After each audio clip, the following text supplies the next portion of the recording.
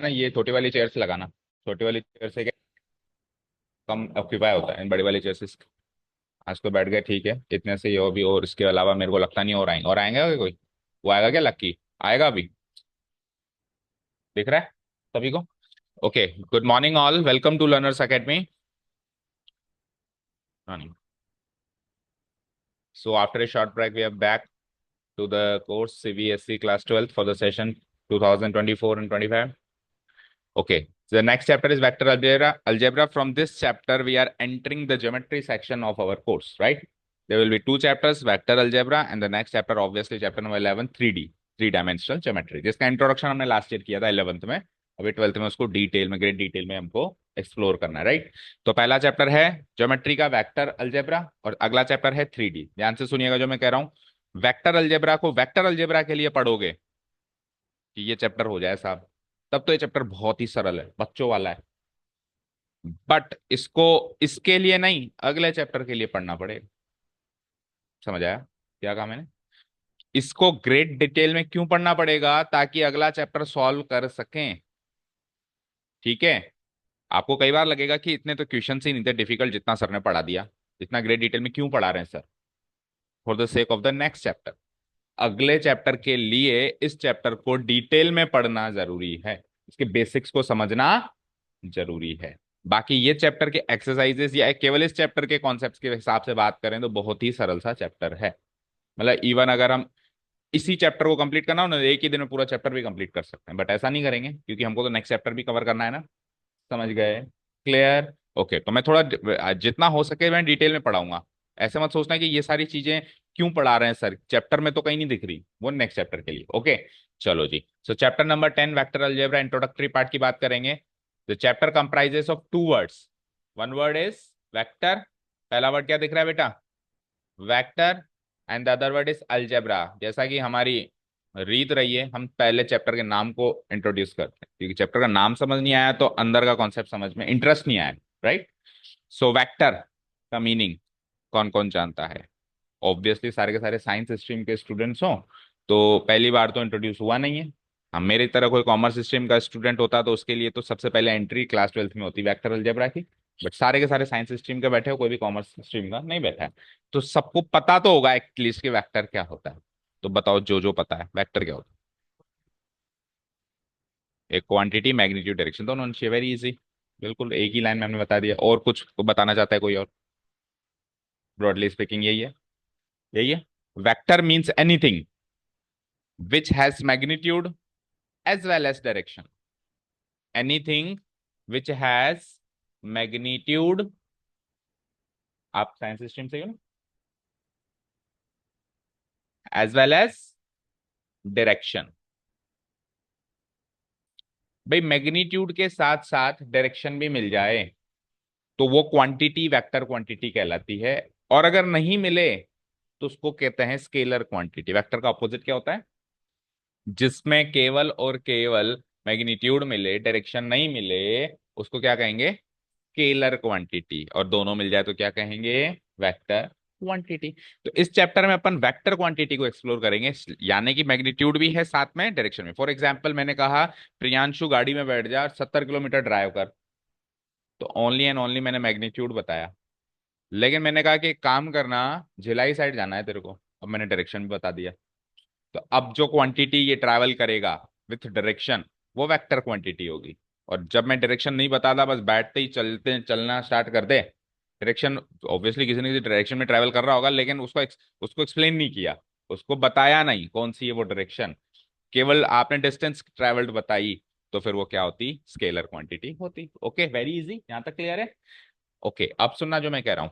ये magnitude with direction का काम वेक्टर कर रहा है, ठीक है? लेकिन यहां पे इस चैप्टर के अंदर, या मैं यूं कहूं मैथमेटिकल पॉइंट ऑफ व्यू से, क्लास 12th में जो मैथमेटिक्स का कोर्स है उसके लिहाज से वेक्टर केवल और केवल एक लाइन सेगमेंट है। क्या कहा मैंने? क्या कहा मैंने? लाइन सेगमेंट है, ठीक है? मैथमेटिकल पॉइंट ऑफ व्यू से, साइंस पॉइंट ऑफ व्यू से, फिजिक्स पॉइंट ऑफ व्यू से नहीं कह रहा हूं, फिजिक्स पॉइंट ऑफ व्यू से वेक्टर बहुत सारी चीजें हो सकती हैं। अभी अपन कुछ एग्जांपल्स भी लेंगे पहली एक्सरसाइज में। बहुत सारी क्वांटिटी हो सकती है, लाइक वेलोसिटी भी वेक्टर है, पढ़ा होगा आपने। डिस्प्लेसमेंट बी वेक्टर है, उसमें डायरेक्शन इन्वॉल्व है। बट अभी हम मैथमेटिकल पॉइंट ऑफ व्यू से देख रहे हैं, और जो इसका जो सिलेबस डिजाइन किया गया है क्लास 12 मैथमेटिक्स का, वो केवल साइंस स्टूडेंट्स को मद्देनजर नहीं, कॉमर्स स्टूडेंट्स को भी मद्देनजर रखते हुए डिजाइन किया गया है। तो वो ज्यादा साइंटिफिक लैंग्वेज या साइंटिफिक टॉपिक्स को नहीं कवर करेंगे, फिजिक्स में जो आते हैं आपके, तो वो ऐसे टॉपिक्स कवर करेंगे जो दोनों के लिए चलें। तो इसलिए उन्होंने इस चैप्टर के अंदर वेक्टर का मीनिंग क्या बताया, एक लाइन सेगमेंट। तो सर लाइन सेगमेंट तो हम 9th क्लास से पढ़ रहे हैं, इवन उससे पहले से पढ़ रहे हैं। लाइन सेगमेंट क्या होती है, एक लाइन, उसका एक सेगमेंट काट दो, बन गई लाइन सेगमेंट, यानी लाइन का पार्ट जिसकी एक फिक्स डिस्टेंस ऑफ एक डायरेक्शन, इसको धक्का लगा दो, ठीक है, जिसकी एक फिक्स लेंथ हो, that is what is called line segment, right. Like जैसे कि line segment A B, for example line segment A B, line segment C D, line segment P Q, कुछ भी लेंथ हो सकती है ना इसकी, 10 सेंटीमीटर, 5 सेंटीमीटर, ये सारी लाइन सेगमेंट ही तो है। फिर डिफरेंस क्या है, फिर वेक्टर लाइन सेगमेंट कैसे हुई, तो एक वर्ड जोड़ दिया यहाँ पे, ए directed line segment. Line segment क्या है, एक वर्ड जोड़ दिया, ए डायरेक्टेड लाइन, एक ऐसी लाइन सेगमेंट जो डायरेक्टेड है, जो निर्देशित है, जिसको ऑलरेडी निर्देश प्राप्त है, भैया इसी डायरेक्शन में जाना है। समझ गए। तो लाइन सेगमेंट है बस, जस्ट कुछ नहीं है, बहुत ही सरल सी चीज है, जिसकी एक लंबाई होगी, इस लाइन सेगमेंट की लंबाई होती है, बस उसके साथ डायरेक्शन इन्वॉल्व होगी, उसके साथ क्या होगी, डायरेक्शन इन्वॉल्व होगी। अब सवाल आता है डायरेक्शन किस प्रकार से इन्वॉल्व होगी। ओके, तो पहली एक्सरसाइज में तो डायरेक्शन किस प्रकार से इन्वॉल्व होगी, जो जनरल डायरेक्शंस होती हैं, जैसे east west north south, south east north west, यही तो होती हैं जनरल डायरेक्शंस। पहली एक्सरसाइज में तो डायरेक्शन वैसे ही इन्वॉल्व होगी जैसे होती हैं। बट एक बार पहली एक्सरसाइज क्रॉस करके दूसरी एक्सरसाइज पे आ गए और आगे 3D में चले गए, तो फिर डायरेक्शन भी नंबर्स के रूप में मिलेगी। डायरेक्शन भी कैसे मिलेगी, नंबर्स के रूप, मैथमेटिकल कैलकुलेशन हो गई डायरेक्शन की भी। ठीक है, अभी मैं ज्यादा डिटेल में करूंगा तो फिर वो टेंशन होगी कि यार डायरेक्शन नंबर्स में कैसे होगी, आएगा धीरे धीरे ऑटोमेटिक फ्लो में आ जाएगा, पता ही नहीं चलेगा। ठीक है, अभी के लिए डायरेक्शन कौन सी है, वही east west north south, north east south west जो भी होती है ना, पहली एक्सरसाइज के लिए, मतलब आज की क्लास के लिए, ज्यादा ज्यादा कल की क्लास के लिए। फिर आगे हम डायरेक्शन को भी नंबर्स में कैलकुलेट करेंगे, राइट। क्लियर है, यहां तक कोई डाउट नहीं है। ओके, चले आगे। अब बात करते हैं, वेक्टर को पूरा एक्सप्लोर कर दिया हमने। Now what is meant by algebra. अब मैथमेटिकली अलजेब्रा सब जानते हैं क्या होता है, बोलो, जोड़ना घटाना, ये तो होता है। तो हम क्या करेंगे, वेक्टर्स को जोड़ेंगे, अलजेब्रा लगाएंगे उसका। तो वेक्टर्स को हम क्या करेंगे, एडिशन करेंगे, जोड़ेंगे। ठीक है, आगे बताओ, सेकेंड ऑपरेशन, सेकेंड अलजेब्रा क्या लगाते हैं अपन, मैथमेटिकल अलजेब्रा, सब्ट्रैक्शन करते हैं, बोलो। आगे बोलो साक्षी, नेक्स्ट ऑपरेशन क्या करेंगे हम, मल्टीप्लीकेशन करेंगे, राइट। और अंश बोलो, हम लास्ट ऑपरेशन क्या करेंगे, बोलो, क्या करेंगे, नहीं करेंगे। तीन ही ऑपरेशन होते हैं, डिवीजन नहीं होगा, vector division is not possible.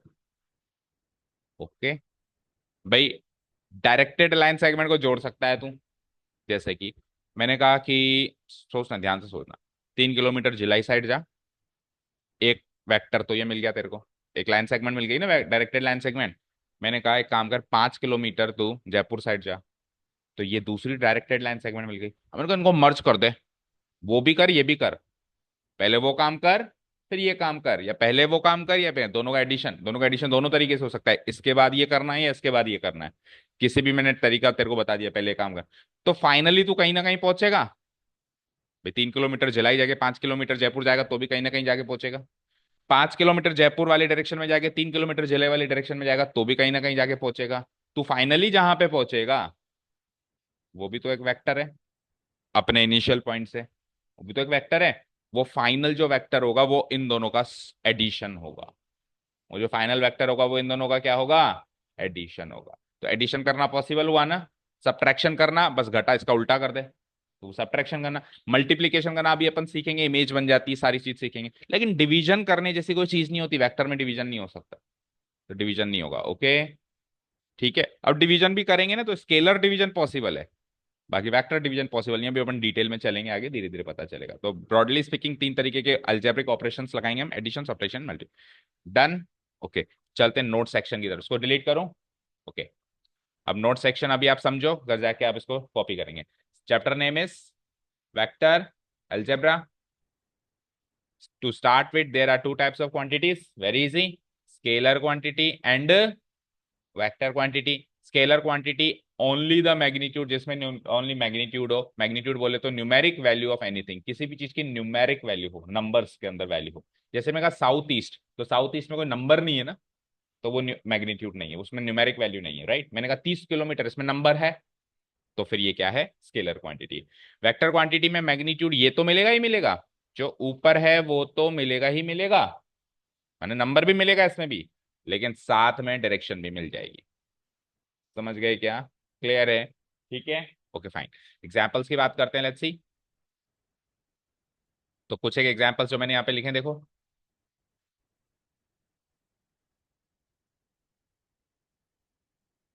समझ आ रहा है? बोलो। एंट्री करते टाइम मैं मानता हूँ थोड़ा सा अजीब लगता है चैप्टर। कई बार तो इस चैप्टर के अस्तित्व पे भी डाउट होता है बच्चों को कि चैप्टर है ही क्यों, जरूरत क्या है इस चैप्टर की। तो सिंपल सी बात करें तो इस चैप्टर की जरूरत 3D के लिए है, क्योंकि 3D में अपने को डायरेक्शन को नंबर्स में कैलकुलेट करने की जरूरत पड़ेगी, इसलिए पहले वेक्टर इंट्रोड्यूस किया गया, राइट। नहीं तो कई बच्चे तो इसके अस्तित्व पे डाउट करते हैं कि ये चैप्टर मैथ्स में है ही क्यों। चलो, तो स्केलर क्वांटिटी, डिस्टेंस, कितना अपन ने डिस्टेंस ट्रेवल किया, किस स्पीड से ट्रेवल किया, मास मतलब वजन, weight, time, height, volume, surface area, ये सारे स्केलर क्वांटिटीज हैं। क्यों याद कर रहे हैं? आधे नंबर का क्वेश्चन बन सकता है या ट्रू फॉल्स का क्वेश्चन बन सकता है एग्जाम में, मेन बोर्ड्स में, एमसीक्यूज में, राइट। ठीक है, अभी इसी डिस्टेंस को अगर मैंने डायरेक्शन दे दी तो वेक्टर क्वांटिटी बन गई।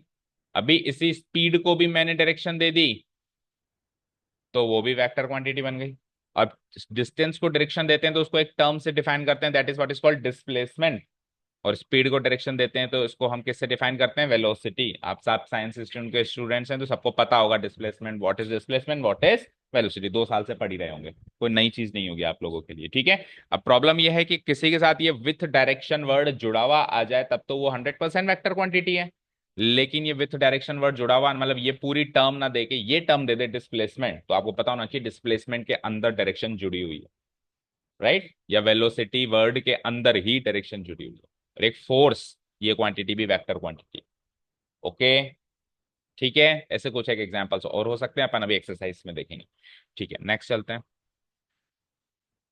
Vector from maths point of view, mathematical point of view से देखें तो वेक्टर के क्या मायने हैं। तो जैसा कि मैंने कहा, मैथमेटिकल पॉइंट ऑफ व्यू से वेक्टर कोई डिस्प्लेसमेंट नहीं है, कोई वेलोसिटी नहीं है, कोई फोर्स नहीं, वो एग्जांपल्स थे, but mathematical point of view से vector is just a line segment, that's it, with a direction, जिसकी एक डायरेक्शन है, राइट। ठीक है, या दूसरे शब्दों में कहे तो अ डायरेक्टेड लाइन सेगमेंट हो गया define mathematical point of view से या इस चैप्टर पॉइंट ऑफ व्यू से। ठीक है, अब देखो यहाँ पे नीचे देखो, जैसे कि ये लाइन सेगमेंट देख पा रहे हो आप, एक मिनट,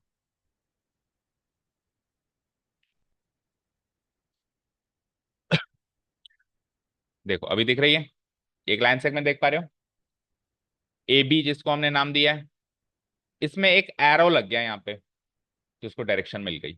अगर मैंने सिंपली यहाँ पे भी फुल स्टॉप और यहाँ पे भी फुल स्टॉप लगा दिया, दो एंड पॉइंट्स फिक्स कर दिए, तब तो वो लाइन सेगमेंट है, तब वो क्या है, लाइन सेगमेंट। लेकिन मैंने या तो इधर या इधर एक डायरेक्शन दे दी, इधर भी दे सकता हूँ उधर भी दे सकता हूँ, अब ये लाइन सेगमेंट के साथ साथ डायरेक्शन भी हो गई, तो ये डायरेक्टेड लाइन सेगमेंट बन गई। डायरेक्टेड लाइन सेगमेंट बन गई मतलब अब ये लाइन सेगमेंट नहीं, अब ये वेक्टर है। अब ये क्या है मैथमेटिकल पॉइंट ऑफ व्यू से वेक्टर। इसको डिनोट कैसे कराते हैं? दो तरीके हैं, या तो दो लेटर या फिर सिंगल लेटर।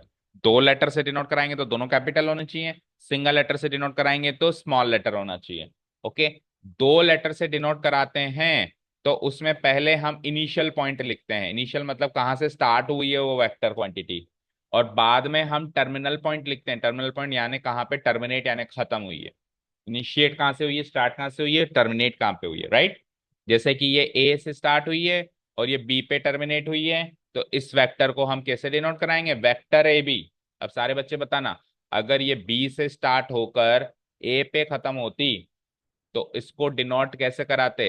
ऐसे करा सकते हैं अपन, इसको ऐसे करा सकते हैं डिनोट, बी से स्टार्ट ए पे खत्म। बोलो, can we denote it like this? No, हम इसको डिनोट ऐसे ना करा के ऐसे कराएंगे। यानी लिखते टाइम जो नोटेशन है वो तो पिक्चोरियल रिप्रेजेंटेशन है, ऊपर जो लाइन खींची हुई है वो तो उसका डायग्रामेटिक रिप्रेजेंटेशन है, उसमें तो एरो इधर इधर इधर इधर जहां मर्जी है जा सकता है, उसमें तो ये लाइन ऐसे भी बन सकती है, इसमें एरो यहाँ पे भी आ सकता है, राइट। लेकिन जब अपन इसको लिखेंगे, स्टेटमेंट में लिखेंगे, तो स्टेटमेंट में हम हमेशा पहले इनिशियल पॉइंट लिखेंगे, बाद में टर्मिनल पॉइंट लिखेंगे, और ये एरो की डायरेक्शन हमेशा इधर ही रहेगी, इस साइड, राइट साइड। समझ आया? और स्मॉल लेटर में कराओ तो कोई इश्यू ही नहीं है, कोई सा भी जो भी स्मॉल लेटर से डिनोट कराना है वो लिख के ऊपर एरो लगा दो, राइट। कोई डाउट नहीं है किसी को भी? चले आगे, let's see.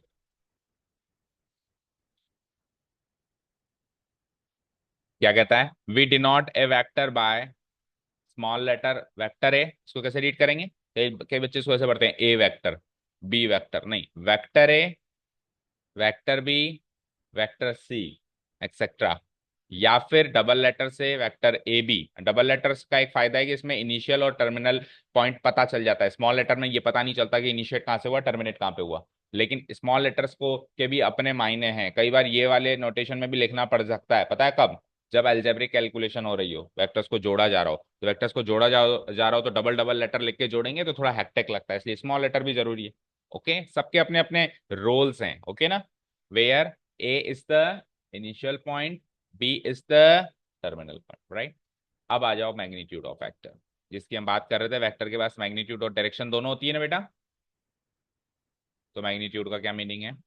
Since in this chapter vector means A directed line segment, इस चैप्टर में वेक्टर का मीनिंग क्योंकि एक डायरेक्टेड लाइन सेगमेंट है, इसीलिए मैग्नीट्यूड ऑफ वेक्टर का मतलब उस डायरेक्टेड लाइन सेगमेंट की लंबाई हो जाएगी। Very easy. बोलो, लाइन सेगमेंट की लंबाई होती है क्या? फिक्स लंबाई नहीं होती। लाइन सेगमेंट की फिक्स लंबाई होती है ना। और अभी हम क्या पढ़ रहे हैं? वेक्टर। वेक्टर क्या है? डायरेक्टेड लाइन सेगमेंट, तो है तो लाइन सेगमेंट, तो उसकी लंबाई होगी, वो लंबाई ही वेक्टर का मैग्नीट्यूड होता है, दैट्स इट। बस ज्यादा लोड लेना ही नहीं है। उसकी लंबाई कितनी? 10 सेंटीमीटर है, 5 सेंटीमीटर है, 25 किलोमीटर है, 10 किलोमीटर है, 10 मील है, 5 फीट है, जो भी उसकी लंबाई है, जिस भी यूनिट में उसकी लंबाई है, वही लंबाई उस वेक्टर की मैग्नीट्यूड होगी। ओके, समझ आया? अब लाइन सेगमेंट अगर मैं इसको कहता तो मैं कैसे लिखता? ऐसे लिखता, A B equal to 10 centimetre, right. मान लो ए और बी, ए से शुरू होकर बी पे एक लाइन सेगमेंट है, राइट। तो मैं कहता भाई ए बी की लंबाई 10 सेंटीमीटर है, तो मैथमेटिकली ऐसे ही लिखते हैं जैसे लिखा हुआ है, A B equal to 10 centimetre, ऐसे ही लिखते हैं ना। किसी भी लाइन सेगमेंट की लंबाई को ऐसे डिनोट कराते हैं। लेकिन अगर ये वेक्टर है, लेकिन अगर ये क्या है, तो वेक्टर ए बी लिखना पड़ेगा। लेकिन अब vector A B equal to 10 centimetre notation लिखना गलत हो गया, क्योंकि ये वेक्टर है। तो वेक्टर को आप 10 सेंटीमीटर से कैसे इक्वेट कर रहे हो? वेक्टर क्वांटिटी है इधर, इधर स्केलर क्वांटिटी है, तो वेक्टर क्वांटिटी को स्केलर क्वांटिटी से इक्वेट नहीं कर सकते ना। तो अब स्केलर को स्केलर से इक्वेट कर सकते हैं, तो आपको लिखना पड़ेगा magnitude of vector A B equal to 10 centimetre. अगर वेक्टर का एरो लगा हुआ है तो मैग्नीट्यूड के बार्स भी लगेंगे, या तो दोनों ही नहीं लगेंगे। समझ आया? अगर केवल लाइन सेगमेंट फॉर्म में लिखा हुआ है तो A B equal to 10 centimetre correct notation है। लेकिन अगर वेक्टर ए बी लिखा हुआ है तो vector A B equal to 10 centimetre ऐसा नहीं हो सकता। वेक्टर को आपने स्केलर से कैसे इक्वेट किया, तो वेक्टर को स्केलर में कन्वर्ट कैसे करेंगे? उसका मैग्नीट्यूड, उसकी ये जो 10 सेंटीमीटर है वो उसका मैग्नीट्यूड है, क्योंकि अभी अभी इसने क्या कहा? मैग्नीट्यूड बोले तो लेंथ, तो 10 सेंटीमीटर तो लेंथ है ना। समझ आया? तो लेंथ को मैग्नीट्यूड से इक्वेट करेंगे, और वेक्टर क्वांटिटी में हम मैग्नीट्यूड को कैसे डिनोट कराते हैं? बार्स लगा के। याद रहे ये मॉडुलस नहीं है। अभी अपन ज्योमेट्रिक पोर्शन पे आ गए, अलजेब्रिक पोर्शन में। अलजेब्रिक पोर्शन में इसका मीनिंग मॉडुलस होता है। अच्छा, इसका मीनिंग करीब करीब मॉडुलस जैसा है। मॉडुलस क्या करता है? माइनस साइन हटा देता है मॉडुलस फंक्शन, और एक्चुअल जो बात है, जो मेन मेन पोर्शन है वो निकाल के दे देता है। ये भी तो वही कर रहा है। ये बार्स लगने से क्या हो रहा है? उसकी एक्चुअल लंबाई निकल के आ रही है। ठीक है, तो मीनिंग करीब करीब वहां से लिया गया है, बट इसको हम रीड मैग्नीट्यूड करेंगे वेक्टर की दुनिया में। समझ आया क्या? देखो, सेम चीज के अलग अलग चैप्टर में अलग अलग डेफिनेशन और मीनिंग बन जाता है। इसी का, इसका मीनिंग यहाँ पे मैग्नीट्यूड है ना। इसका मीनिंग कई जगह मॉडुलस भी होता है, जैसे मैंने कह दिया एक्स स्क्वायर, तो ये फंक्शंस की दुनिया में चले गए, तो ये modulus x square modulus function है, राइट। अच्छा, इसका मीनिंग मैट्रिसेस एंड डिटरमिनेंट्स में जाओ, वहां पे डिटरमिनेंट होता है, वहां पे डिटरमिनेंट होता है ना। इसका मीनिंग भी डिटरमिनेंट है, जैसे कोई मैट्रिक्स है डिटरमिनेंट उसका, उसकी अगर अपन डिटरमिनेंट निकाले तो ऐसे बार से तो डिनोट कराते हैं। तो अलग अलग चैप्टर में अलग अलग मीनिंग होता है, सारे चैप्टर हमारे कोर्स में हैं, ये भी है, ये भी है, ये भी है। तो अपने को चेक करना पड़ेगा कौन से चैप्टर का क्वेश्चन है, उस हिसाब से उसका मीनिंग निकालना पड़ेगा, राइट। ओके, पढ़ते हैं आगे। Magnitude of a vector means the length of that directed line segment, उसकी लेंथ चाहिए हमको, and the magnitude of vector A B, या फिर इससे डिनोट कराएं उसको हम डिनोट ऐसे कराएंगे, राइट, बार्स लगा के, राइट। चले आगे। अब मुझे बताओ लेंथ नेगेटिव हो सकती है कि किसी भी चीज की? तो लेंथ नेगेटिव नहीं हो सकती, तो magnitude of vector A B भी नेगेटिव नहीं हो सकता, जीरो से छोटा नहीं हो, नेगेटिव मतलब जीरो से छोटा, जीरो से छोटा नहीं हो सकता है। गिरी से गिरी कंडीशन में ये जीरो जरूर हो सकता है या ग्रेटर देन जीरो हो सकता है, लेकिन जीरो से छोटा नहीं हो सकता। कोई भी चीज या तो जीरो के बराबर होती है, बड़ी होती है, छोटी होती है, चौथी चीज तो हो नहीं सकती ना। तो ये क्या क्या हो सकता है, ये जीरो के बराबर हो सकता है और जीरो से बड़ा हो सकता है, छोटा नहीं हो सकता। Since the length can not be negative, so magnitude vector A be less than zero is not possible, ये चीज पॉसिबल नहीं है, राइट। चलो आगे टाइप्स ऑफ वेक्टर्स की बात करते हैं। तो 5 या 6 तरीके के वेक्टर्स हैं जिन पर हमारी पहली एक्सरसाइज बेस्ड है और आगे के कुछ कॉन्सेप्ट्स भी बेस्ड है, तो सीखना पड़ेगा, राइट। पहला टाइप क्या है? को इनिशियल वेक्टर्स। को इनिशियल वेक्टर्स, इनिशियल का मतलब क्या होता है? शुरुआती पॉइंट। को मतलब क्या होता है? कॉमन। तो ऐसे वेक्टर्स जिनका इनिशियल पॉइंट कॉमन हो यानी सेम हो, ऐसे वेक्टर्स को हम क्या कहते हैं? को इनिशियल वेक्टर्स। Very easy. को मतलब कॉमन यानी सेम, इनिशियल मतलब इनिशियल पॉइंट सेम होना चाहिए। Two or more vectors with the same initial point, दो या दो से ऐसे ज्यादा वेक्टर्स हो जिसका इनिशियल पॉइंट क्या हो? सेम हो। जैसे वेक्टर ए बी, देख पा रहे हो पिक्चोरियल रिप्रेजेंटेशन में, vector A C and vector A D, इनका इनिशियल पॉइंट ए सेम है क्या? याद रहे इनिशियल पॉइंट, टर्मिनल पॉइंट नहीं। को टर्मिनल वेक्टर जैसी कोई चीज नहीं होती, को इनिशियल वेक्टर जैसी ही चीज होती है। तो इनिशियल पॉइंट सेम होना चाहिए। Here vector A B, vector A C, vector A D are co-initial vectors with the same initial point A. Very easy. चल सकते हैं आगे, कोई डाउट किसी को को इनिशियल वेक्टर्स में? ठीक है, पहली एक्सरसाइज में क्वेश्चन आएगा इससे रिलेटेड। सेकंड टाइप देखते हैं, को लीनियर वेक्टर्स। अब ये थोड़ा सा टेढ़ा है समझने में। देखो को तो यहाँ पे भी लगा हुआ है यानी कॉमन, लीनियर वर्ड आ रहा है। अब लीनियर वर्ड में लाइन भी छुपा हुआ है, ओके। अगर मैं वेक्टर्स हटा के पॉइंट्स की बात करूं, तो ये तो आपने 10th तक ही पढ़ रखा है, को लीनियर पॉइंट्स क्या होते हैं, हमने प्रूव भी किया था उसमें कोऑर्डिनेट ज्योमेट्री चैप्टर में। पॉइंट प्रूव करो ये पॉइंट्स को लीनियर है। क्या होता है कोलिनियर पॉइंट्स? कोलिनियर पॉइंट्स का मीनिंग क्या होता है बताओ, बोलो। एक लाइन पे जो एक ही लाइन पे लाए करें वो पॉइंट्स होते हैं कोलिनियर पॉइंट्स। को यानी कॉमन, लीनियर मतलब लाइन, कॉमन लाइन पे लाए करें, एक ही लाइन पे लाए करें। तो पॉइंट कोलिनियर पॉइंट्स की डेफिनेशन समझ में आ गई।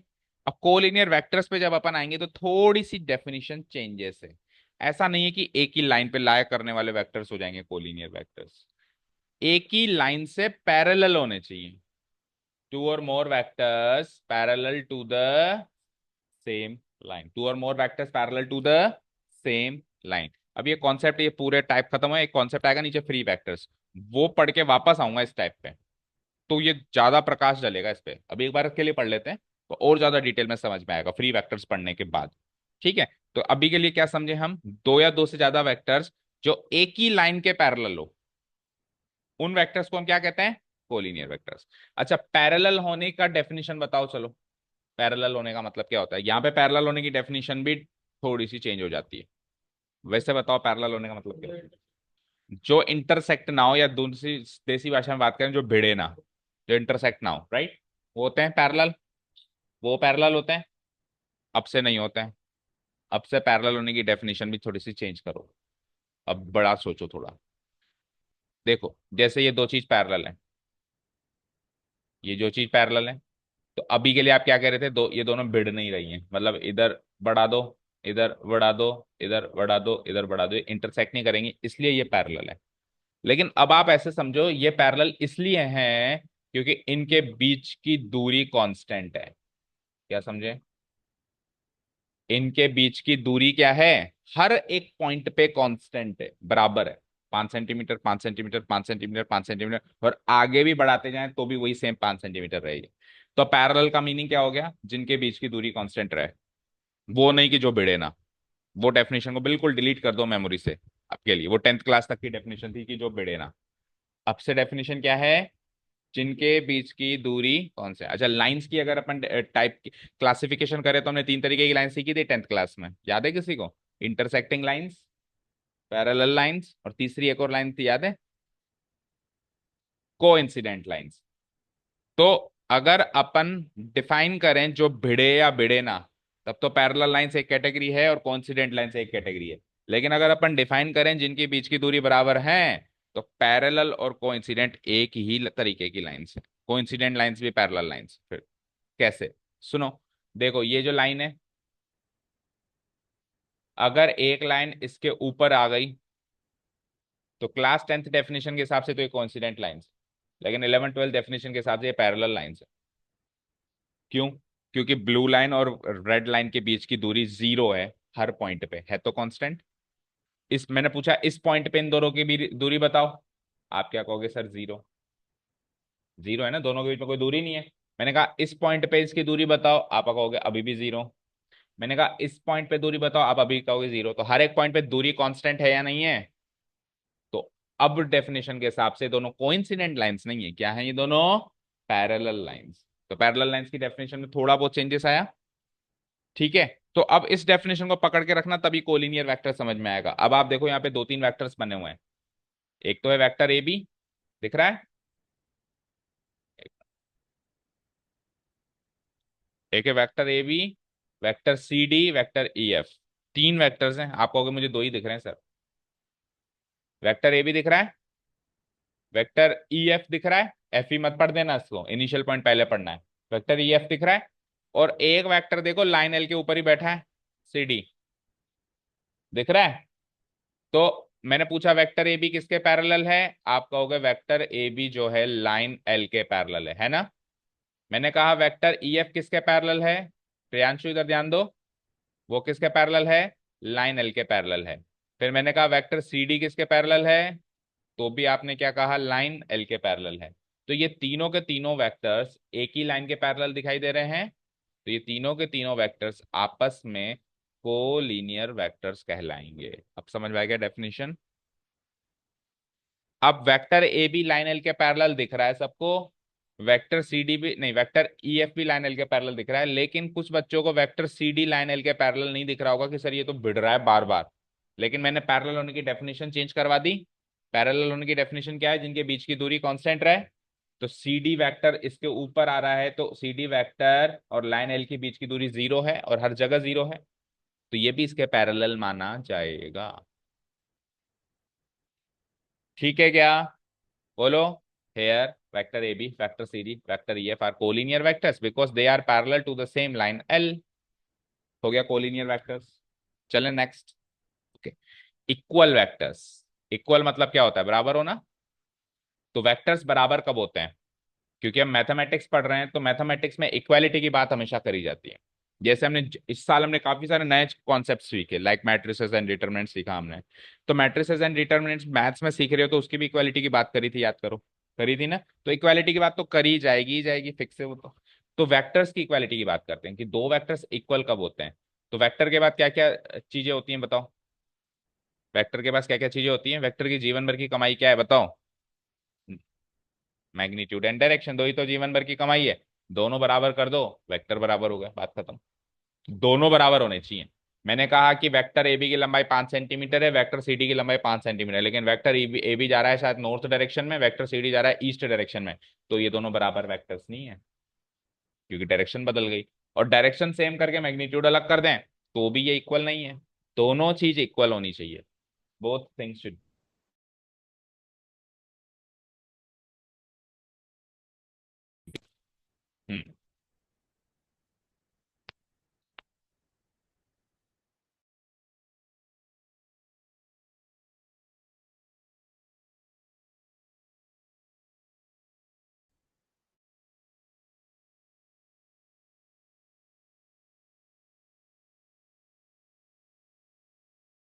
with the same magnitude and direction are called equal factors. What happened? चलो, two or more vectors with the same magnitude and direction are called equal vector. जैसा कि पिक्चोरल रिप्रेजेंट, अब ये free hand से बनाया हुआ है तो हो सकता है थोड़ा बहुत डिफरेंस हो, लेकिन करीब करीब ये सेम मैग्नीट्यूड के लग रहे हैं, बराबर लेंथ के लग रहे हैं। बोलो ओके। अब मैंने जान करके एक नीचे बनाया एक ऊपर बनाया, क्योंकि इसका सेम डायरेक्शन का मतलब ये नहीं है कि एक दूसरे के पीछे रखे हुए हैं। अभी के लिए डायरेक्शन का मीनिंग क्या है, पहली एक्सरसाइज तक ईस्ट वेस्ट नॉर्थ साउथ। तो ये देखो ये भी ईस्ट डायरेक्शन है, ये भी ईस्ट डायरेक्शन है, ये भी ईस्ट डायरेक्शन है, सेम डायरेक्शन हो गई। और लेंथ करीब करीब मैंने बराबर रखी है, तो ये सारे क्या हो गए, इक्वल वेक्टर्स हो गए। फिर डायरेक्शन के मीनिंग भी चेंज हो जाएगा सेकंड वाली एक्सरसाइज से, उसमें नंबर्स में कैलकुलेट करेंगे हम, लेकिन अभी फर्स्ट एक्सरसाइज तक तो east west north south direction होती है, तो सबकी डायरेक्शन सेम रखी, राइट। चले, here vector A B C D E F are equal vectors with the same magnitude, बोले तो लेंथ सेम है दोनों की और डायरेक्शन सेम है। चलें आगे। ओके, इक्वल के बाद आ जाओ, next topic is zero vector. Zero से वर्ड समझ में आ रहा होगा, जीरो मतलब जहां शुरू वहीं खत्म, यानी कि जिसका मैग्नीट्यूड इक्वल टू 0 यूनिट हो।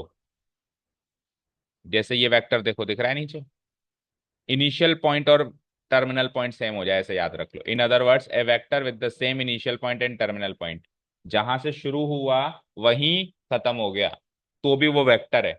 आप कहोगे सर नहीं वो पॉइंट है, हाँ मैं मानता हूं वो पॉइंट है, बट वेक्टर्स मैं कहूँ नहीं इसको वेक्टर का दर्जा दो, दे देंगे वेक्टर का दर्जा, लेकिन फिर जीरो वेक्टर का दर्जा देंगे। समझ गए, इसको किसका दर्जा देंगे, जीरो वेक्टर, क्योंकि इसमें मैग्नीट्यूड 0 यूनिट है। ठीक है, समझ गए, सिंपल सी बात है। Vector A B is a zero vector, क्योंकि उसका मैग्नीट्यूड इक्वल टू 0 यूनिट है, उसका same initial and same terminal point है। कोई का डायरेक्शन मर्जी आए जो दे दो, ईस्ट डायरेक्शन दे दो, नॉर्थ डायरेक्शन है ना, डायरेक्शन मायने नहीं रखेगी जीरो वेक्टर में, क्योंकि जहां शुरू हो रहा है वहीं खत्म हो रहा है, राइट। मैग्नीट्यूड 0 होना चाहिए, ये सबसे इंपॉर्टेंट बात है जीरो वेक्टर। जीरो के बाद आ जाओ यूनिट। यूनिट का मतलब होता है जिसकी 1 यूनिट मैग्नीट्यूड हो, जिसकी 0 यूनिट मैग्नीट्यूड हो वो जीरो वेक्टर। 1 यूनिट बढ़ा के अगर 1 यूनिट मैग्नीट्यूड कर दें तो unit vector. A vector with magnitude equal to 1 unit and any direction, direction कोई सी भी हो, मैग्नीट्यूड क्या होना चाहिए, 1 यूनिट का होना चाहिए। ठीक है। अब देखो ये नीचे जो एक वेक्टर लिखा हुआ है ए से लेके बी, पूरा एक बार पूरा देखो, वेक्टर ए बी दिख रहा है। मान लो कि वेक्टर ए बी की एक बार के लिए मान लो मैग्नीट्यूड 5 यूनिट है, मतलब इसकी लंबाई 5 सेंटीमीटर है, मान लिया। अब इस 5 सेंटीमीटर लंबाई को अगर मैंने 5 इक्वल पार्ट्स में तोड़ दिया, 1 2 3 4 5, तो ये 5 वेक्टर्स बन गए। सबकी डायरेक्शन वही आ रही है, मैग्ने जो वेक्टर ए बी की डायरेक्शन थी वही, अभी की बात करें तो ईस्ट डायरेक्शन। और जो मैग्नीट्यूड है वो एक एक यूनिट हो जाएगा, क्योंकि 5 में तोड़ दिया ना आपने, टोटल मान अगर हम ऐसे मान लें कि टोटल 5 है और 5 में तोड़ दें तो सबकी एक एक यूनिट मैग्नीट्यूड हो गई। अभी समझने के लिए एक बार इसको कुछ मैग्नीट्यूड तो देना पड़ेगा ना यूनिट वेक्टर समझने के लिए। तो हर एक वेक्टर एक यूनिट वेक्टर है। Vector A C unit vector, vector C D unit vector, vector D E unit vector, vector E F और vector F B. A C C D D E E F A B all are what, unit vectors. मैंने कहा vector A D बताओ, vector A D unit vector नहीं है, क्योंकि इसकी magnitude कितनी है, 2 यूनिट है। मैंने कहा वेक्टर सी एफ बताओ, is it a unit vector, vector C F unit vector है क्या बताओ। इसकी मैग्नीट्यूड कितनी दिखाई दे रही है, इस पिक्चोरियल रिप्रेजेंटेशन के हिसाब से 3 यूनिट दिखाई दे रही है, तो ये भी एक यूनिट वेक्टर नहीं है। और वेक्टर अलजेब्रा चैप्टर में वेक्टर्स की दुनिया में यूनिट वेक्टर को लिखने का भी एक अलग से रिप्रेजेंटेशन है, कैप लगा के, क्या लगा के, कैप लगा के। तो अगर वेक्टर ए बी, देखो इधर ध्यान से जो मैं कह रहा हूं, अगर वेक्टर ए बी का मैग्नीट्यूड 1 यूनिट है, अगर ऐसा है, तो वेक्टर ए बी को मैं ए बी कैप से डिनोट कराऊंगा। और अगर सिंगल लेटर से लिखा हुआ है तो भी सिंगल लेटर लिख के ऊपर कैप लगा देंगे, कैप, इस टाइप से कैप। समझ आया। कब लगाएंगे कैप, जब उसकी मैग्नीट्यूड 1 यूनिट हो, राइट। ठीक है। तो अगर केवल वेक्टर का निशान लगा हुआ है तो उसकी मैग्नीट्यूड कुछ भी हो सकती है, इवन 1 यूनिट भी हो सकती है, लेकिन जब कैप लगा हुआ है तो 100% 1 यूनिट है। जब कैप नहीं लगा हुआ, सिंपली वेक्टर का निशान लगा हुआ है, तब तो कुछ भी हो सकती है, उस केस में भी 1 यूनिट हो सकती है। ठीक है, लेकिन जब गारंटी हो गई कि हाँ 1 यूनिट है, तो फिर हम वेक्टर का निशान हटा के क्या लगा सकते हैं, कैप। समझ गए, क्लियर। चलो आगे बढ़ते हैं। So a vector A C, vector C D, vector E F, vector A B all are the unit vectors with the magnitude equal to 1 unit each. सबका मैग्नीट्यूड एक एक यूनिट है। इसको डिनोट कैसे कराएंगे हम, ए बी कैप, या फिर स्मॉल लेटर में ए कैप, ठीक है। That is A B cap और ए कैप एक यूनिट वेक्टर होगा। कब होगा? जब मैग्नीट्यूड वेक्टर ए बी या मैग्नीट्यूड वेक्टर ए कितना हो, 1 यूनिट हो। अगर ये होगा तो ही वो यूनिट वेक्टर होगा, ये नहीं होगा तो वो यूनिट वेक्टर नहीं होगा। चलें आगे। तो कितने वेक्टर्स पढ़ लिए हमने? बताओ, टाइप बताओ। स्टार्टिंग पहला कौन सा पढ़ा? को को इनिशियल के बाद second, collinear third, zero fourth, unit vector. चार टाइप के पढ़े हैं? नहीं, एक और पढ़ लिया। इक्वल वेक्टर्स भी तो पढ़ लिया। अब एक लास्ट कैटेगरी देखो, negative of a vector. Vector का नेगेटिव कैसे करते हैं? वेक्टर का नेगेटिव कैसे करते हैं? तो नेगेटिव करने का मतलब वैसे मैथ्स में क्या होता है, जैसे मैंने कहा 5 का नेगेटिव करो, तो 5 का नेगेटिव क्या होगा? 10 का नेगेटिव -10, ये होता है। तो वेक्टर का नेगेटिव कैसे करने का मतलब, ऐसा लग रहा है कि सर उसके मैग्नीट्यूड को नेगेटिव कर दो। जैसे कि मान लो वेक्टर ए बी की मैग्नीट्यूड है 5 सेंटीमीटर, तो वेक्टर ए बी का नेगेटिव कर दो अंश। यस। उसका मैग्नीट्यूड -5 मत कर देना, अभी अभी सीखा था मैग्नीट्यूड गिरी से गिरी कंडीशन में 0 होता है, नेगेटिव नहीं हो सकता। तो वेक्टर का नेगेटिव करने का मतलब होता है उसकी डायरेक्शन को अपोजिट कर देना, बिना उसके मैग्नीट्यूड से छेड़छाड़ करे।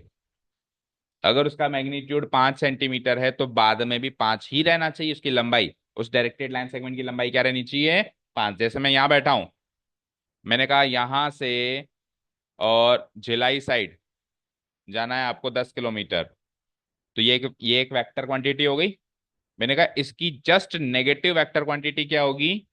वही 10 किलोमीटर चलो, लेकिन इस साइड मत चलो, इस साइड चलो। अगर पहले इस साइड जा रहे थे तो इस साइड चलो, और पहले इस साइड जा रहे थे तो अब इस साइड चलो। पहले नॉर्थ जा रहे थे तो साउथ चलो, पहले साउथ जा रहे थे तो नॉर्थ चलो। पहले अगर नॉर्थ ईस्ट जा रहे थे तो अब साउथ वेस्ट चलो, और पहले अगर साउथ ईस्ट जा रहे थे तो अब नॉर्थ वेस्ट चलो। डायरेक्शन एग्जैक्टली अपोजिट होनी चाहिए, एग्जैक्टली। एग्जैक्टली अपोजिट डायरेक्शन पता है कब होती है? 180 डिग्रीज पे। मैथमेटिकली बात करें तो कब होती है? 180 डिग्रीज पे। 179 डिग्री भी नहीं होनी चाहिए, 180 बोले तो 180। मैग्नीट्यूड सेम रहना चाहिए। Okay. The negative of a vector is a vector. Vector का नेगेटिव भी एक वेक्टर ही है, जिसका मैग्नीट्यूड तो सेम है बट डायरेक्शन क्या है? अपोजिट है।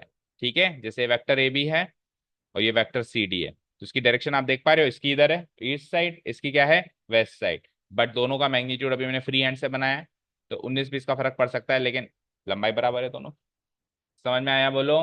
क्या लिखा है? Vector A B and vector C D are the negative vectors of each other. ये इसका नेगेटिव है, ये उसका नेगेटिव है, ये इसका नेगेटिव है और ये उसका नेगेटिव है। अच्छा, डिनोट कैसे कराएंगे? वही सेम तरीका जो मैथ्स में चलता है, नेगेटिव मतलब माइनस साइन लगा दो। जैसे vector A B or vector C D एक दूसरे के नेगेटिव है ना, तो हम क्या लिख सकते हैं? Vector A B equal to minus of vector C D. या फिर ये माइनस साइन इधर से हटा के इधर भी लगा सकते हैं। ओके। वही माइनस साइन लगा देने का मतलब है उसकी डायरेक्शन अपोजिट हो गई, राइट? समझ आ गया?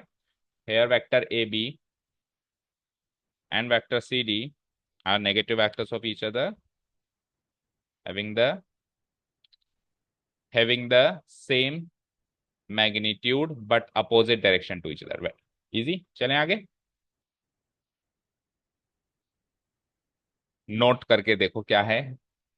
The negative of vector A B or vector A is denoted by negative vector A B और सिंगल लेटर में नेगेटिव वेक्टर ए।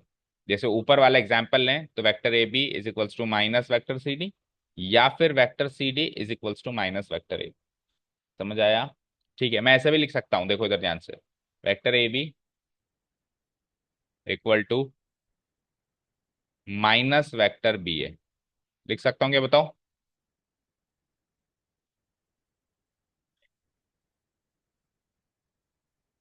लिख सकता हूँ? हाँ, और सोचो।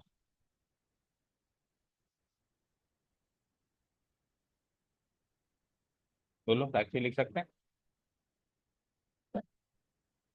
बोलो। नहीं लिख सकता? रोने लिख सकता है। सुनो ध्यान से। Vector A B equal to minus vector C D और vector C D equal to minus vector A B, ये चीज तो हम केवल और केवल अभी इस कंडीशन में लिख सकते हैं जो ऊपर पिक्चोरियल रिप्रेजेंटेशन गिवन है, लेकिन ये तो हम कभी भी लिख सकते हैं। वेक्टर ए बी हमेशा माइनस वेक्टर बी ए के बराबर होगा, हमेशा। चाहे से जो मर्जी आए पिक्चोरियल रिप्रेजेंटेशन बना दो, ये तो as per the given pictorial representation है जो ऊपर बनाया हुआ है। अगर वो नहीं बनाया हुआ तो ये नहीं लिख सकता हूं मैं, ये तो ऊपर के हिसाब से, राइट। लेकिन ये तो कुछ बनाओ या ना बनाओ हर हाल में सही है। आपकी मर्जी आए जहां पे वेक्टर ए बी बनाओ ना, आपकी मर्जी आए जहां पे वेक्टर ए बी। साक्षी ने कहा मैं वेक्टर ए बी ऐसे बनाऊंगी, ठीक है बना दे, बना दिया। अब वेक्टर बी ए का मतलब क्या है? इनिशियल पॉइंट वो, टर्मिनल पॉइंट ये। वेक्टर बी ए का मतलब यही होगा कि टर्मिनल और इनिशियल को बदल दो। तो आपने टर्मिनल और इनिशियल को ही बदल दिया तो डायरेक्शन अपोजिट हुई या नहीं हुई? और डिस्टेंस सेम हुआ है। ए से लेके बी तक की लंबाई बी से लेके ए तक की लंबाई के हमेशा बराबर होगी या नहीं होगी? यहां से स्कूल जाओगे, स्कूल से यहां आओगे तो डिस्टेंस तो सेम ही ट्रेवल किया ना, अगर बीच में कहीं नहीं रुके तो। ठीक है, समझ गए ना क्या कह रहा हूं मैं? भाई ए से लेके बी तक की लंबाई और बी से लेके ए तक की लंबाई, दोनों का मैग्नीट्यूड तो हमेशा बराबर होगा। और माइनस साइन लग गया तो माइनस साइन लगने का सरल सा मीनिंग ये होता है उसका टर्मिनल और इनिशियल पॉइंट एक्सचेंज हो गया। तो vector A B is always equal to minus vector B A. समझ आया? ओके। अब मैंने क्या कहता है, concept of free vectors last topic है। फ्री वेक्टर्स का कॉन्सेप्ट क्या कहता है, सुनना ध्यान से। फ्री वेक्टर्स का कॉन्सेप्ट एक ऐसा वेक्टर है वेक्टर्स की दुनिया में जो हमको अलाउ करता है। क्या अलाउ करता है?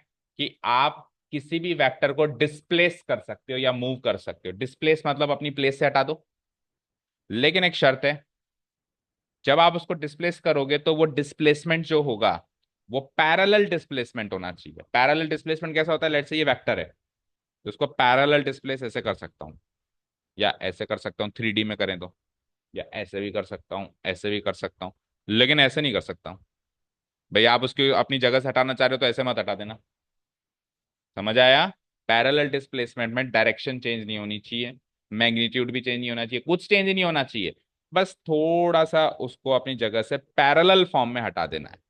पैरेलल फॉर्म में हटाने का मतलब ये भी हो सकता है कि एक लाइन खींच दूं तो पहले वो जिस लाइन के पैरेलल है डिस्प्लेस होने के बाद भी वो उसी लाइन के पैरेलल होनी चाहिए। वो होता है पैरेलल डिस्प्लेसमेंट। अगर आपने एक लाइन खींच दी, पहले तो वो उस लाइन के पैरेलल थी, लेकिन डिस्प्लेस करने के बाद अब वो उस लाइन के पैरेलल नहीं हो रही है, तो वो पैरेलल डिस्प्लेसमेंट नहीं हुआ। तो आपको फ्री वेक्टर्स क्या अलाउ करता है कि आप डिस्प्लेस करो, बढ़िया, लेकिन आप पैरेलल डिस्प्लेसमेंट करोगे, विदाउट पैरेलल डिस्प्लेसमेंट नहीं करोगे, without changing its magnitude and direction. ठीक है? फ्रीली, फ्रीली मतलब जहां आपकी मर्जी है वहां पे, इसलिए तो उसका नाम फ्री वेक्टर्स है। ठीक है?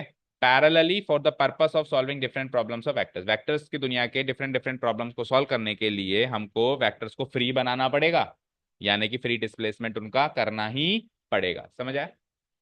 हाँ, ये चाबी दे के ओपन। समझ आया? ओके, यहां तक कोई डाउट नहीं है। अब सुनो, फिजिक्स पॉइंट ऑफ व्यू से तो कुछ वेक्टर्स फ्री हैं और कुछ वेक्टर्स फ्री नहीं है, लेकिन हमारे चैप्टर में या मैथमेटिक्स पॉइंट ऑफ व्यू से या अगले चैप्टर 3D में सारे के सारे वेक्टर्स ही फ्री हैं, जब मर्जी आए उसको पैरेलल फॉर्म में डिस्प्लेस कर सकते हो। ठीक है? In this chapter and the next chapter 3D we will consider all the vectors as, we will consider all the vectors as free vectors. अब मैंने क्या कहा था, फ्री वेक्टर्स पढ़ने के बाद एक बार आपको सेकंड वाला जो पॉइंट था, कौन सा था? ये कोलिनियर वेक्टर्स, ये एक बार फिर से देखो। अब फ्री वेक्टर्स पढ़ लिए ना आपने। अब अगर किसी बच्चे को डाउट हो रहा था कि सर वेक्टर सी डी जो है लाइन एल के पैरेलल कैसे, अभी भी नहीं समझ आया, नहीं आया? तो अगर आपको नहीं आया तो इधर देखो, नहीं आया आपको? आपके सारे वेक्टर्स फ्री हैं, सारे वेक्टर्स फ्री हैं क्या? तो इसको मैं पैरेलल फॉर्म में यूं डिस्प्लेस कर दूं, कर दिया मैंने डिस्प्लेस। अब तो ये पैरेलल है आपकी डेफिनेशन के हिसाब से कि बढ़ रहा है कि नहीं बढ़ रहा है। समझ आया? फ्री है ना? फ्री का मतलब है आप इसको पैरेलल फॉर्म में डिस्प्लेस कर सकते हो। डिस्प्लेस करने के बाद अब तो ये दोनों नहीं बढ़ रहे ना, तो अब तो हो गई है पैरेलल। तो फ्री वेक्टर्स के कॉन्सेप्ट्स को इन्वॉल्व करें, इसलिए वो पहले भी फ्री, पहले भी पैरेलल था, पहले भी वो क्या था? पैरेलल था। बस डिस्प्लेस करके देखो, तो जो चीज पहले पैरेलल थी वो आज अगर सेम है तो आज भी पैरेलल होगी। तो डिस्प्लेस करने के बाद भी वेक्टर सी डी तो वेक्टर सी डी है ना, सेम है ना। तो अगर पहले पैरेलल था तो आज भी पैरेलल है, यूं कहूं आज पैरेलल है तो पहले भी पैरेलल था। समझ गए फ्री वेक्टर्स वाला कॉन्सेप्ट? क्लियर? क्लोज कर दूं मैं इसको? बोलो, क्लोज कर दूं? तो ये फर्स्ट एक्सरसाइज इंट्रोडक्शन हमारा यहाँ पे हो चुका है। 5 मिनट की एक्सरसाइज है, quickly move to the exercise. कल से फिर अपन वेक्टर्स को डिटेल में देखेंगे। Represent graphically a displacement of 40 kilometre 30 degree east of north. एक ऐसा डिस्प्लेसमेंट बताओ जो कि 40 किलोमीटर का मैग्नीट्यूड रखता हो और डायरेक्शन क्या है, 30 डिग्री ईस्ट ऑफ नॉर्थ। अब क्योंकि मैंने क्या कहा, पहली एक्सरसाइज में डायरेक्शन केवल ईस्ट वेस्ट नॉर्थ साउथ है, अगली एक्सरसाइज से तो east west north south direction नहीं होगी। डायरेक्शन का मतलब ईस्ट वेस्ट नॉर्थ साउथ नहीं होगा अगली एक्सरसाइज से, एक नंबर्स में कैलकुलेशन होगा डायरेक्शन का भी, राइट? तो अभी के लिए हम क्या करेंगे, और पेपर के अंदर east west north south direction कैसे बनती है सबको पता है। मान लो ये सेंटर है, तो ऊपर वाली डायरेक्शन होती है नॉर्थ, नीचे वाली होती है साउथ, राइट साइड वाली होती है ईस्ट और लेफ्ट साइड वाली होती है वेस्ट। फिक्स है ना? ऐसे नहीं कि सर मैं जहां बैठा हूँ नॉर्थ तो मेरे पीछे, आप सामने कैसे बता रहे हो? इसको ऐसे घुमा दे कंप्यूटर को, इधर बन जाएगी। तो बैठने के हिसाब से नहीं चलेंगे हम पेपर पे हमेशा फिक्स है, ऊपर वाली डायरेक्शन ईस्ट, नीचे वाली ऊपर वाली डायरेक्शन नॉर्थ, नीचे वाली साउथ। नॉर्थ, साउथ, और राइट साइड वाली ईस्ट एंड लेफ्ट साइड वाली वेस्ट। तो ये हो गई ईस्ट, हो गई वेस्ट। अब वो क्या कह रहा है, पहले डायरेक्शन पकड़ो ईस्ट ऑफ नॉर्थ। क्या कह रहा है वो? तो पहले आप ईस्ट को पकड़ोगे या नॉर्थ को पकड़ोगे? पहले हम नॉर्थ को पकड़ेंगे। नॉर्थ से ईस्ट जाना है, तो नॉर्थ डायरेक्शन ये देख पा रहे हो आप, इससे ईस्ट चलना है, ऐसे चलूंगा मैं। कितना डिग्री चलना है? तो इस नॉर्थ को बेस मानते हुए 30 डिग्री नाप लो, लाइक दिस। ज्यादा दिख रहा है तो और थोड़ा कम कर दो। तो ये बन गया 30 डिग्री, यानी कि यहां से लेके यहां तक ये एंगल कितना है बताओ? 30 डिग्रीज, राइट? और कितना चलना है साहब? 40 किलोमीटर। अब 40 किलोमीटर पेपर पे तो चल नहीं सकते। चल सकते हो क्या? 40 किलोमीटर चाकसू भी क्रॉस कर गया तो पेपर पे तो चल नहीं सकते। तो हमको स्केलिंग करना आता है ना, हमने सीखा 9th क्लास से। तो हम मान लेंगे साहब यहां से लेके यहां तक 40 किलोमीटर ही है। तो एक काम करना ना, 4 सेंटीमीटर चल लेना, और 1 सेंटीमीटर में 10 किलोमीटर स्केल है, डाल देना, बात खत्म। आप नीचे लिख देना scale 1 centimetre equal to how much kilometres? 10 kilometre. तो 4 सेंटीमीटर में 40 किलो। आपकी मर्जी है, आप 4 सेंटीमीटर बनाओ, 8 भी बना दो, 8 बनाओ तो फिर 5-5 किलोमीटर का हो गया। वो आपकी मर्जी, आप क्या स्केलिंग करते हो। इस तरीके से जुगाड़ी तरीके से हमको 40 किलोमीटर चलाना है पेपर पे, और 30 डिग्री चलाना है। तो ये मेरा फर्स्ट क्वेश्चन का आंसर हो चुका। समझ गए? क्लियर है? इसमें डायरेक्शन भी मिल गई है, इसमें मैग्नीट्यूड भी है, राइट? ओके। और यहाँ पे आप ओ मार्क करोगे, और यहाँ पे जहां पे आप हमेशा टर्मिनेट करते हो ना, याद रखना, अभी नेक्स्ट एक्सरसाइज से ये चीज फ्लो में आ जाएगी। जहां पे आप टर्मिनेट करते हो उसको हम जनरली लेटर पी से मार्क करते हैं, जनरली। बाकी अगर क्वेश्चन में गिवन है कि ये पॉइंट लिखो तो फिर आपको वही लिखना पड़ेगा। कुछ नहीं गिवन है तो हम जनरली उसको क्या मार्क करते हैं, लेटर पी। जब कुछ नहीं गिवन हो तो जहां पे टर्मिनेट करो, खत्म करो, तो वेक्टर ओपी हम क्या लिखेंगे? वेक्टर ओपी, वेक्टर ओ से स्टार्ट किया, पी पे खत्म किया, is the required displacement. Displacement vector quantity है, क्या हमने सीखा था? तो वेक्टर ओपी भी, वेक्टर ओपी वेक्टर क्वांटिटी है, यही हमारा रिक्वायर्ड डिस्प्लेसमेंट है। और सेम टू सेम क्वेश्चन में से कॉपी कर लेना, और 40 kilometre 30 degree east of north, ये इसका कंक्लूडिंग स्टेटमेंट लिख देना लास्ट में, राइट? ओके। सेकंड क्वेश्चन में आपको केवल क्लासिफाई करना है कि कौन सी वेक्टर क्वांटिटी है और कौन सी स्केलर क्वांटिटी। जल्दी जल्दी बताओ, 10 किलो वेक्टर या स्केलर? स्केलर, केवल इसमें मैग्नीट्यूड है। 2 मीटर्स नॉर्थ ईस्ट, साफ साफ नॉर्थ ईस्ट लिखा हुआ है भाई, तो क्या कैसी क्वांटिटी हो जाएगी? Vector quantity. 40 degree just magnitude है, स्केलर। 40 वॉट केवल मैग्नीट्यूड है, वॉट किसका यूनिट होता है? फिजिक्स वाले बताओ, वॉट पावर का ना, तो स्केलर क्वांटिटी है। कूलाम किसका होता है? चार्ज का। इतना तो मुझे भी आती है, वैसे मैं कॉमर्स सिस्टम में हूँ, चार्ज का होता है ये, लेकिन ये भी स्केलर क्वांटिटी है। ये मीटर पर सेकंड स्क्वायर, ये किसका यूनिट है? एक्सिलरेशन, ये हो जाएगी हमारी वेक्टर क्वांटिटी। तो इस पहले वाले दूसरे वाले क्वेश्चन में सेकंड और सिक्स्थ ये होंगी वेक्टर, बाकी सब होंगी स्केलर। चले नेक्स्ट। नेक्स्ट में तो सीधे सीधे नाम ही बता दिया, ऊपर तो यूनिट्स थी, ऊपर क्या थी? यूनिट्स। नीचे एक्चुअल क्वांटिटी का नाम बता दिया, तो नाम बताने से तो और आसान हो गया। ठीक है, time period obviously scalar, distance obviously scalar, force हमने अभी डिस्कस किया था वेक्टर क्वांटिटी में जाएगा, वेलोसिटी वेक्टर क्वांटिटी में जाएगा, वर्क डन स्केलर चला जाएगा, राइट। फोर्थ नंबर क्वेश्चन देखो, फिगर 10.6 में एक स्क्वायर बना हुआ है, देख पा रहे हो। इसमें आपको कुछ वेक्टर्स इस स्क्वायर के अंदर छुपे हुए हैं, आइडेंटिफाई करना है कौन से को इनिशियल है, कौन से इक्वल है और कौन से कोलिनियर बट नॉट इक्वल है। को इनिशियल क्या होते हैं बताओ जल्दी से, अभी हमने कैटेगरी पढ़ी है, जिनका इनिशियल पॉइंट सेम हो। तो ये चार वेक्टर्स दिख रहे हैं क्या यहाँ पे आपको, कहाँ है चार वेक्टर, चार वेक्टर्स के नाम भी लिखे हुए हैं, वेक्टर ए, वेक्टर बी, स्मॉल लेटर में डिनोटेड है सी डी। तो इनमें कौन से ऐसे वेक्टर्स दिख रहे हैं जिनका इनिशियल पॉइंट सेम दिख रहा है, देखो ए का इनिशियल पॉइंट ये है और बी का भी इनिशियल पॉइंट ये है। तो ये वेक्टर ए और vector B, vector D sorry, ये इन दोनों का इनिशियल पॉइंट सेम है। तो फर्स्ट क्वेश्चन का आंसर हो जाएगा vector A and vector D, यहाँ पे को इनिशियल वेक्टर्स है। Done. Second question, equal vectors, equal vectors का मीनिंग क्या होता है बताना जरा, जिनकी मैग्नीट्यूड सेम हो और डायरेक्शन भी सेम हो।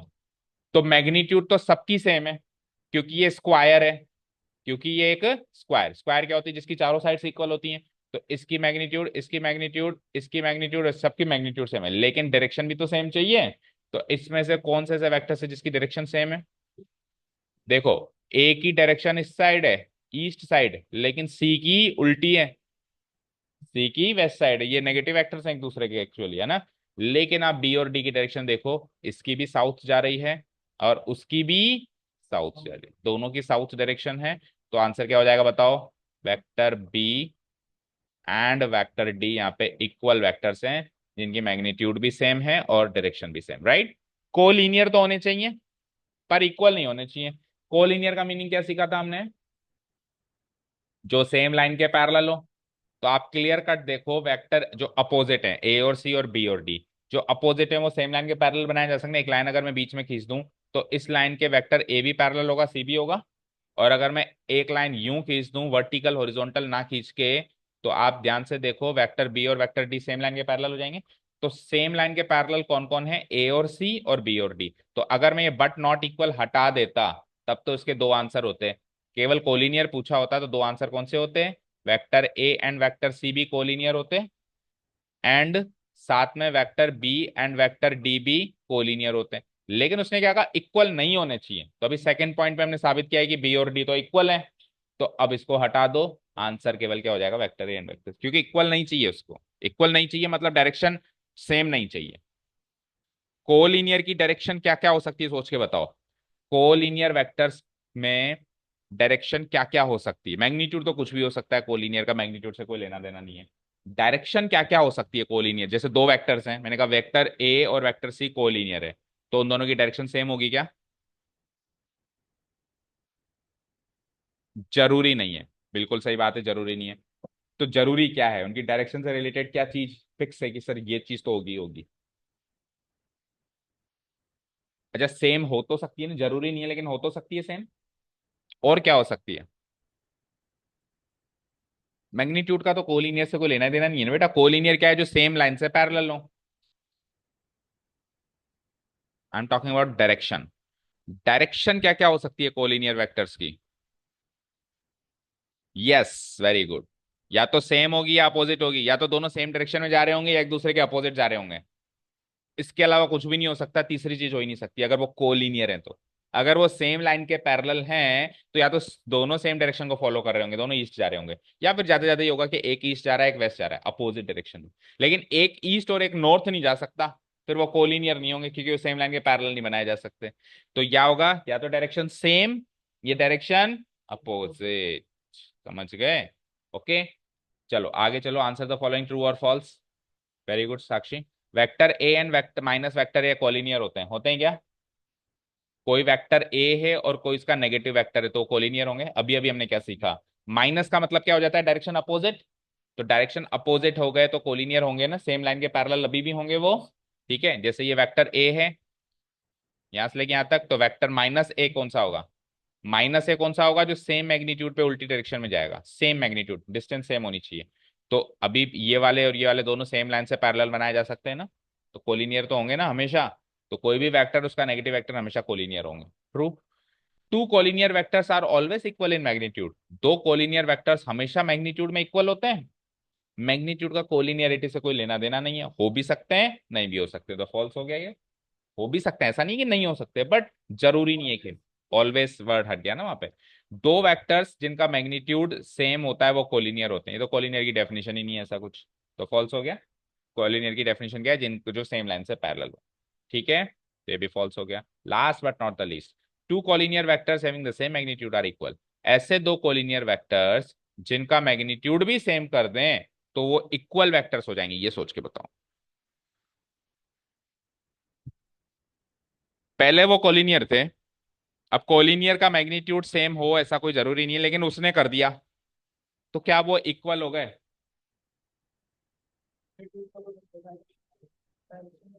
मैग्नीट्यूड का कोलिनियर से कोई मतलब नहीं, लेकिन कोलिनियर वेक्टर्स का अगर मैं मैग्नीट्यूड सेम कर दूं तो अब ये दोनों क्वालिटीज मिल जाएंगी, कोलिनियर भी है मैग्नीट्यूड सेम भी है, तो इन दोनों को पैकेज में मिला दें तो अब ये वेक्टर्स इक्वल बन गए क्या? तो कोलिनियर कोलिनियर वेक्टर्स की डायरेक्शन का क्या सीन सीन है वो सोचो ना। अपोजिट भी हो सकती है। तो अगर दो वेक्टर्स कोलिनियर हैं और उनकी डायरेक्शन उनका मैग्नीट्यूड सेम कर दें तो या तो वो इक्वल होंगे या फिर नेगेटिव होंगे, क्योंकि कोलिनियर वेक्टर्स या तो सेम डायरेक्शन फॉलो करते हैं या अपोजिट डायरेक्शन फॉलो करते हैं। अगर वो सेम डायरेक्शन फॉलो कर रहे थे और मैग्नीट्यूड भी सेम हो गया तब तो वो इक्वल वेक्टर्स हो गए। लेकिन अगर वो अपोजिट डायरेक्शन फॉलो कर रहे थे और मैग्नीट्यूड सेम कर दिया तो अब वो एक दूसरे के नेगेटिव हैं। समझ गए क्या? बोलो। अभी अभी हमने क्या सीखा? कोलिनियर वेक्टर्स कैसी डायरेक्शन फॉलो करते हैं, साक्षी ने बताया ना, या तो सेम या अपोजिट। ओके, मैग्नीट्यूड का कोई लेना देना नहीं है, लेकिन मैग्नीट्यूड का लेना देना अगर साथ में मैच करते हैं अपन, मैग्नीट्यूड सेम कर दें, तो मैग्नीट्यूड सेम अगर आप सेम डायरेक्शन के साथ करते हो तब तो वो इक्वल बन गए, क्या बन गए? लेकिन अगर मैग्नीट्यूड सेम आप अपोजिट डायरेक्शन के साथ करते हो तब वो एक दूसरे के क्या बनेंगे? नेगेटिव बनेंगे। लेकिन वो कह रहा है हमेशा इक्वल होते हैं, इसलिए ये स्टेटमेंट फॉल्स हो गया। अगर ये इक्वल के आगे एक वर्ड और लगा दे और नेगेटिव, अब ये स्टेटमेंट ट्रू हो जाएगा, याद रखना। तो जरूरी नहीं है रखा रखा है स्टेटमेंट है, ऐसे फेरबदल करके भी आ सकता है। मैंने क्या कहा, चैप्टर को बेसिक्स से समझो। अगर में बी इक्वल आ तो फिर तो ट्रू हो सकता है, इक्वल हो सकता है। प्रोबेबिलिटी हो गई ना, तो 50% प्रोबेबिलिटी है वो इक्वल हो सकता है, तब वो स्टेटमेंट ट्रू हो जाएगा। डन। पहली exercise and vector introduction clear है। कल से अपन वेक्टर में और ज्यादा छलांग लगाएंगे और बिल्कुल डिटेल में जाएंगे, यानी कि अपन अब कल से डायरेक्शन को भी नंबर्स में काउंट करेंगे, राइट? अब आप लोग तो जाओ और आप दोनों रुको। ठीक है, चलो इसको चैप्टर को क्लोज कर, मतलब इस क्लास को क्लोज करें। Thank you so much for listening to us, have a nice day, keep learning and bye.